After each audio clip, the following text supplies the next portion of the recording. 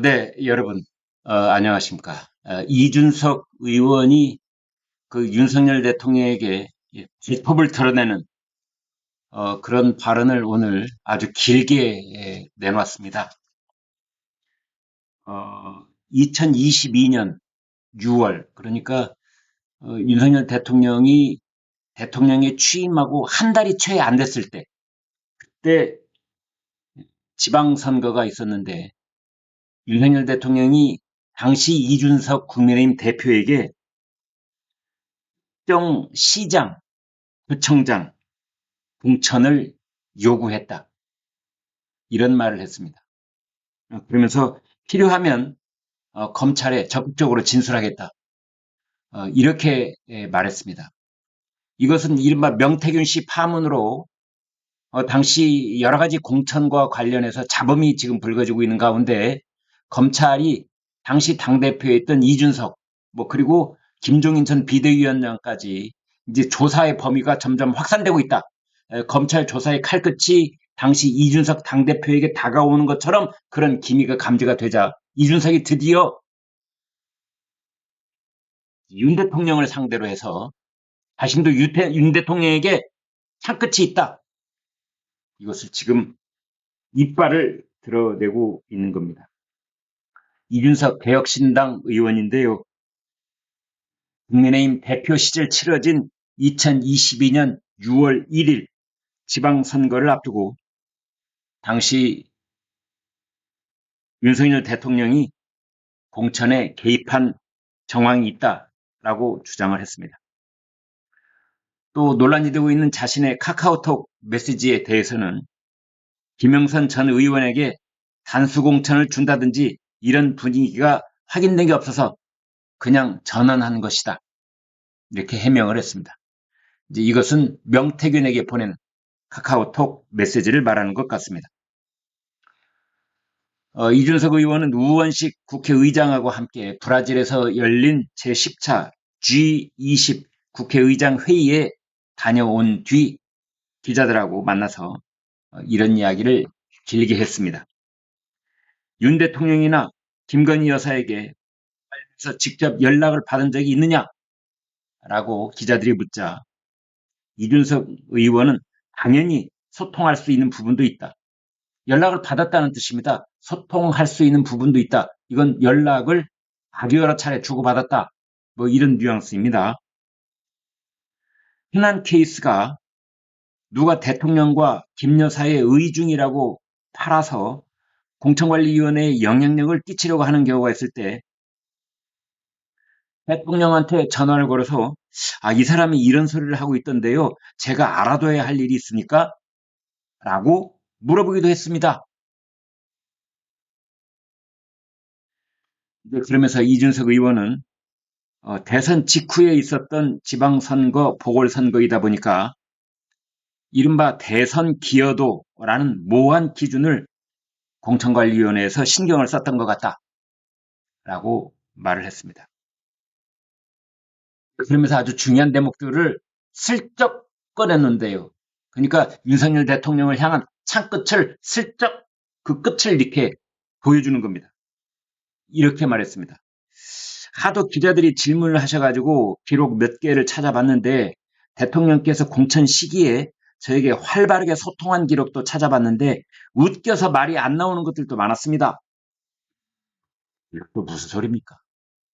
그러니까 기록을 가지고 있다는 거고 그 기록을 찾아봤다는 거고 그 기록이 문자로 된 기록인지 아니면 통화 녹음인지 이건 아직 얘기를 하지 않고 있는데 아마 양쪽 다일 가능성이 있습니다. 근데 그러면서 대통령이 자신한테 부탁을 하고 이랬던 것들을 소통을 했다. 소통이란 단어를 쓰면서 거기다가 한마디 슬쩍 집어넣습니다. 웃겨서 말이 안 나온다. 이준석 지방선거를 앞두고 어느 도당위원장이 이준석이 말을 안 듣습니다. 라고 윤 대통령에게 읍소를 해서 대통령이 저에게 특정 시장 공천을 어떻게 해달라고 하신 적도 있고 첫 번째 사례. 두 번째, 서울의 어떤 구청장 공천은 지금 있는 사람들이 경쟁력이 없으니까 누군가 다른 사람에게 공천을 주는 게 좋지 않겠어? 라고 말씀하신 적도 있다. 그러니까 구체적으로 고유명사를 거론하지는 않았지만 이준석은 뭐라고 하고 있느냐? 2022년 5월이겠죠. 6월 1일이 지방선거고 그 5월 윤석열 대통령 그러니까 취임 전 혹은 취임한 이후 한 20일 동안에 있었던 일을 말하는 것 같습니다. 어디 시장인지는 모르지만 특정 시장에 대해서 이준석이 말을 안 듣는데요. 제가 대통령 선거 때 그렇게 애를 썼는데 이준석이 말을 안 듣는 것 같아요. 대통령님, 저 좀 공천 좀 주세요. 가령 이제 이렇게 했다고 가정을 해보겠습니다. 그런 말들이 자꾸 이준석 귀에 들리니까 윤석이 확인을 하려고 대통령한테 전화를 했는데 대통령이 그랬다는 겁니다. 누구누구 그 사람 공천 좀 주세요. 라고 말을 한 적이 있다 한 겁니다. 서울구청장에 대해서도 대통령이 지금 나와 있는 사람은 경쟁력이 없으니까 이 사람한테 좀 공천을 주면 어떻겠소? 라고 말한 적도 있다는 겁니다. 그래서 대통령이 말한 대로 실행이 됐는지 안 됐는지 그건 이준석이 아직 말하고 있지 않습니다. 그러면서 이준석이 슬쩍 말을 끼워 넣습니다. 검찰이 그런 부분까지 궁금해할지 모르겠지만 혹시라도 검찰에서 확인이 필요한 부분이 있어서 조사를 하겠다고 하면 당연히 이미 나와 있는 것보다 더 확실히 얘기해 줄 의향이 있다. 자기를 참고인으로 부르기만 하라 이거예요. 검찰이. 그래서 가서 대통령이 뭐라고 자기한테 공천과 관련해서 소통을 했는지 이 얘기를 했는지 누구누구를 공천을 주라고 했는지 자기가 다 검찰에 까발리겠다.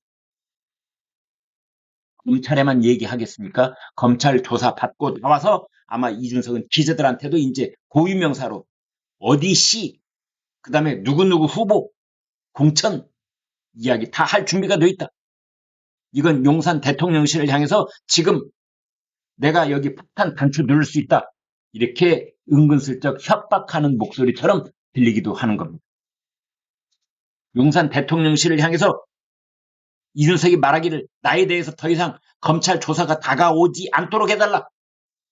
만약 검찰 조사가 나에게 다가오면 나도 가만히 있지 않겠다. 이런 으름장이라고 할까요? 그런 말로 들립니다. 그래서 지금 이게 어떤 식으로 될지 그러면서 명태균 씨가 왜 김건희 여사로부터 교통비 쪽으로 많은 돈을 받았는데 500만 원 구체적인 액수가 지금 나와 있지 않습니까? 그걸 2021년 9월에 받았다느니 2022년 6월에 받았다느니 이제 이렇게 돼 있는데 여기에 대해서 이준석 의원이 이렇게 말합니다. 김건희 여사가 해명해야 할 일이 하나 더 늘어났다. 나한테는 햄버거 하나 달랑 사주더니만. 이준석이가 말하기를 김건희 여사가 나한테는 햄버거 하나 달랑 사주더니 명태균한테는 500만 원을 줬어? 그런 말까지 하고 있습니다. 지금 아주 여러 가지 이야기를 했는데요. 복잡한 얘기들도 있고 사실관계가 확인이 안 되는 얘기도 있고 명태균 얘기와 이준석 의원 얘기가 전혀 다른 것들도 있고 그런 상황입니다. 아무튼 윤석열 대통령에 대해서 지금 이준석 의원이 공천과 관련해서 특히 2022년 6월 1일자 지방선거 공천과 관련해서 그러니까 이준석이 아직도 국민의힘 당대표였을 때 그때 무슨 일이 있었는지를 자기가 다 기록을 가지고 있다. 근데 웃겨서 말이 안 나온다. 검찰이 부르면 얼마든지 얘기해 줄 의향이 있다. 지금 그러고 있습니다. 여러분 고맙습니다.